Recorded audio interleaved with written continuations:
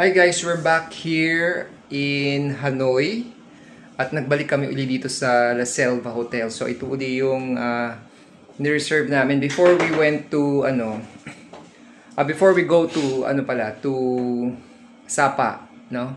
Kami nagpunta doon, nag-reserve na kami ng another night dito kasi nga ang flight namin tomorrow will be 8 o'clock in the morning. So we need to be in the airport at least 3 hours ahead pa rin. Sayang nga hindi namin ma-enjoy yung breakfast, no? But, yeah, so nagstay kami uli dito for another night for a lesser cost. Binigyan lang niya kami ng 700,000 dong for a night, no? 700,000. Tapos yung Grab or yung transport, just 350,000. So, compared to 700,000 last time. So, ito yung binigay niyang room. Ang ganda. I think this is even better than the room that we had on the first night na nagpunta kami dito, no? So, ayan. So, there is also a king-size bed, no, na binigay. Tapos, ganun din, meron tayong mga shelves dito. Plus, meron ulit siyang LED screen or TV screen. May ref, may mini ref din, no? So, ayan guys. May mini ref. Yan. May complimentary water naman and coffee. So, mamaya makapag-coffee. Ganun pa rin siya, guys. So, yung mga nakalaman doon sa ref, of course, hindi yun free. If you're going to use that, may charge yun. No? Ito yung mga free nila. So, yung mga coffee, and then yung bottles, 2 bottles of water here. Tapos, ang restroom nila maganda rin, guys. Yeah. So, ganun pa din yung style sa restroom. Ayan. So, we have fresh towels. Actually, mas maganda yung mga towels dito pala. No? Kung I commend the towels. Mas maganda siya doon sa trekking. Mas mapuputi. Mas malilinis tingnan. Tapos, yan yung kanyang toilet bowl.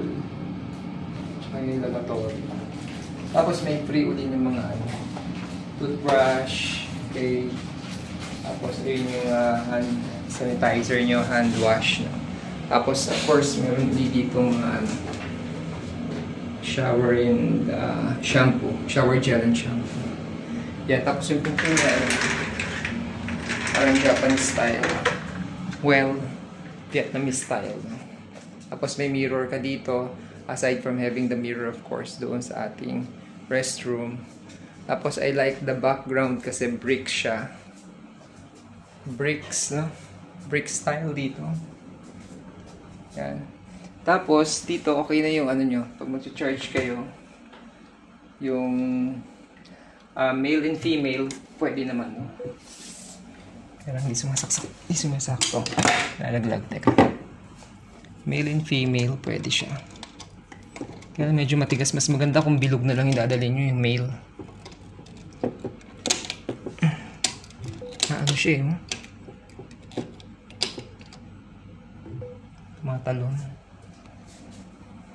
Masikip pag yung female. Mas maganda yung male So yan, tapos meron din dito parang maliit na couch. May working table ka din doon kung gusto mong magtrabaho. So, but of course, ang lalabas kasi kami ngayon, we will be looking at the nightlife na kung anong itsura ng night dito, no? Hindi kami nakalabas last time kasi umuulan, but now maganda yung weather, no? Actually, yung mga lakad namin, yung last day doon gumanda yung weather. Even sa Sapa, yung first day namin doon, totally umuulan talaga, no? So, yeah, hindi kami nakapagpunta ng Moana, tapos yung Katkat Village, hindi rin namin napuntahan. But of course, next time, at least parang may next time pa sana na makapunta kami dito. Tsaka yung iba pa ng mga activities doon kasi nga maulan siya at ma-fog, no? Pero, dito ngayon maganda walang ulan, no? Kasi last time din na kami dito. Umulan din during the first day. So, titingnan natin ngayon kung ano naman. Parang gusto namin kumain ulit. So, let's see kung ano pa pwede natin magawa. At sama ko sa vlog na to kung matapos namin or ma-accomplish namin yan. So, see ya.